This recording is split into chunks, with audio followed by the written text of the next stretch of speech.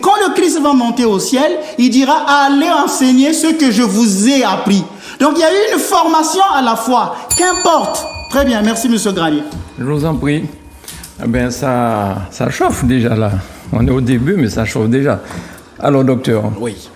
Alors, je pense que si vous avez un peu le discernement des esprits, vous allez voir que le Père Ménas est déséquilibré.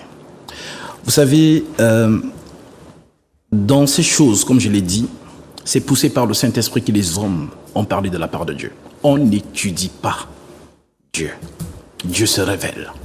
Je vais citer ici Galates chapitre 1 de l'apôtre Paul qui nous dit « Paul, apôtre, non de la part des hommes, ni par un homme, mais par Jésus-Christ et Dieu le Père qu'il a ressuscité des morts. » Et je prends le verset 11 directement qui dit « Je vous déclare, frères, que l'évangile qui a été annoncé par moi n'est pas de l'homme, car je ne l'ai ni reçu ni appris d'un homme, mais par une révélation de Jésus-Christ. » Alors, je veux dire, avec tout le respect, c'est un peu de la manipulation intellectuelle.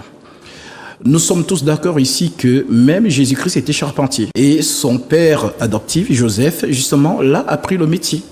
Donc, d'une notion charnelle ou humaine, nous sommes appelés à apprendre des choses. Mais en ce qui concerne les choses de Dieu, je l'ai dit encore, l'apôtre Paul dit, nous employons un langage spirituel pour les choses spirituelles. Mais l'homme animal ne comprend pas les choses de l'Esprit de Dieu car elles sont une folie pour lui.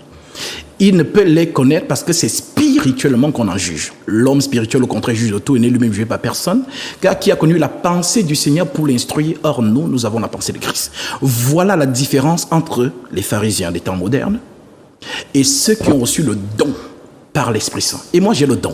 Voilà pourquoi tous les grands noms avant justement mon arrivée sur terre, on va appeler ça de la prétention, mais je sais qui m'a envoyé. L'apôtre Paul ne s'est pas improvisé dans ces choses, il a vécu une expérience sur le chemin de Damas. Alors moi aussi, de la même manière que Christ a appelé l'apôtre Paul, il m'a aussi appelé en cette génération afin de ramener le peuple de Dieu à la fidélité de l'enseignement apostolique.